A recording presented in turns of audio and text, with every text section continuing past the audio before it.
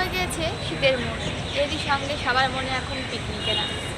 আমরা তো মাঠের পাশে, নদীর ধারে, গাছের তলায় বা জঙ্গলে বা বিভিন্ন জায়গায় পিকনিক করে থাকি। এই পিকনিকের জন্য আমরা রান্না করতে হোক বা অতি উৎসাহে পিকনিকের মজা নিতে হোক আগুন জ্বালিয়ে থাকি।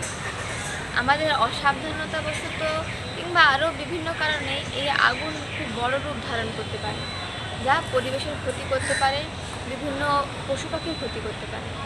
এই সম্পর্কে আজকে আমরা অবলার পক্ষ থেকে কিছু সচেতনমূলক কথা বলি। বিভিন্ন প্রাকৃতিক কারণ বা মানুষের কাজকর্মের জন্য জঙ্গলে আগুন লেগে যায়, যার থেকে একটা আগুনটা খুব ভয়াবহ আকার ধারণ করতে পারে। প্রাকৃতিক কারণে কিংবা মানুষের কাজকর্মের জন্য বনে আগুন লেগে যায় এবং মাইলের পর মাইল বনাঞ্চল এবং বনভূমি সংলগ্ন এলাকাগুলি ধূলিসাৎ হয়ে যেতে পারে। বিভিন্ন ধরনের প্রজাতির গাছ, ঔষধি গাছ পুরো ছারখার হয়ে যায়, নষ্ট হয়ে যায় এবং মারা পড়ে অনেক বনের পশু পাখি, যার প্রত্যক্ষ প্রভাব পড়ে আমাদের বাস্তুতন্ত্রের ওপর। তাছাড়া আগুনকে সবাই ভয় পায়।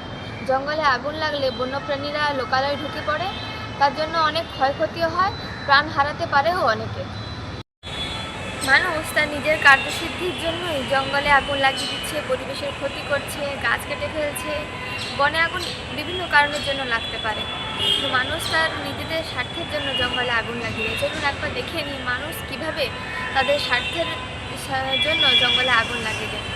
চাষাবাদের স্থানান্তর, অর্থাৎ জঙ্গল লাগোয়া জমির পরিমাণ বাড়ানোর জন্য মানুষ জঙ্গলে আগুন লাগিয়ে দেয়, কিংবা অবৈধভাবে জঙ্গলের গাছ কেটে নেওয়ার পরে সেটা ঢাকা দেওয়ার উদ্দেশ্যে জঙ্গলে আগুন লাগিয়ে দেওয়া হয়, কিংবা জঙ্গলের মধ্যে দিয়ে চলতি রাস্তা তৈরি করার জন্য শুকনো পাতাতে আগুন লাগিয়ে দেওয়া হয়, যার থেকে করে ভয়াবহ রূপ নিতে পারে।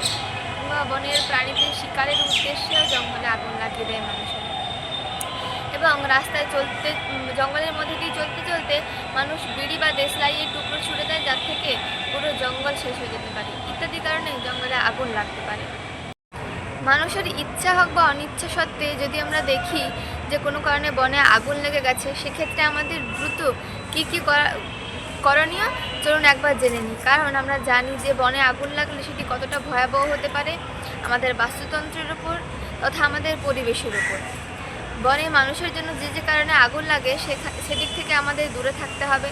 যদি কোনো কারণে দেখি কেউ বনে আগুন লাগাচ্ছে, তার প্রতিবাদ করতে হবে। জঙ্গলে চলার সময় আমাদের বিড়ি বা দেশলাইয়ের টুকরো নিভিয়ে ফেলতে হবে, বা জঙ্গলে চড়ুইভাতি করার সময় আমাদের জ্বলন্ত কাঠ জল দিয়ে নিভিয়ে তারপর চড়ুইভাতি শেষ করতে হবে।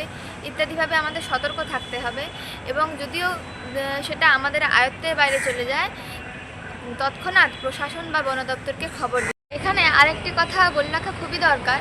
যদি কোনো মানুষ তাদের আমোদ প্রমোদের জন্য, তাদের উল্লাসের জন্য ইচ্ছে করে জঙ্গলে আগুন লাগিয়ে থাকে, সেক্ষেত্রে তা জানা উচিত এটি একটি কঠোর দণ্ডনীয় অপরাধ। সেক্ষেত্রে আপনাদের কঠোর থেকে কঠোরতম শাস্তি ভোগ করতে হতে পারে। কারণ আমরা জানি একটি জঙ্গলে কত ধরনের প্রজাতির পশু পাখি বা গাছেরা থাকে, সেখানে তাদের ক্ষতি করলে কঠোর থেকে কঠোরতম শাস্তি হতে পারে আপনার। আমরা পিকনিক করব, আনন্দ করব, মজা করব, কিন্তু কারোর ক্ষতি করে নয়, পরিবেশের ক্ষতি করে নয়, গাছেদের ক্ষতি করে নয়, বা জঙ্গলের পশু পাখিদের ক্ষতি করে নয়। আমরা আমাদের মতো পরিবেশকে ভালো রেখে পিকনিক করব, আনন্দ করব। এবং আরেকটা কথা বলে রাখি, এখন শুধু বনে আগুন লাগা নয়, পিকনিক করা মানেই পরিবেশের ক্ষতি করা। কারণ যারা মাঠের পাশে বা নদীর ধারে উচ্চস্বরে বক্স বাজিয়ে পিকনিক করে আওয়াজ করেন, সেক্ষেত্রে কিন্তু অনেক পশু পাখির কষ্ট হয়, পাখিদের ছানারা বা পাখির ডিম নষ্ট হয়ে যায়। আমাদের প্রকৃতির সম্পদ যারা, তারা অনেক কষ্ট পায়। সেক্ষেত্রে আমাদের একটু সচেতন হতে হবে। এটি একটি শব্দ দূষণ, আমাদের একটু সচেতন হতে হবে। কিংবা আমরা বিভিন্ন প্লাস্টিকজাত দ্রব্য ব্যবহার করার পরে সেগুলি ওই পিকনিকে ওইখানে ফেলে দিয়ে চলে আসি, বা মাদক দ্রব্য পান করলে সেগুলোর বোতল, কাঁচের বোতল ইত্যাদি আমরা যত্রতত্র ফেলে আসি বা নদীর জলে ফেলে দিই। সেক্ষেত্রে জল দূষণ, পরিবেশ দূষণ সব কিছু হতে পারে। সেক্ষেত্রে আমাদের একটু সচেতন থাকতে হবে। সবাই আনন্দ করব, মজা করব, কিন্তু পরিবেশের ক্ষতি করে নয়।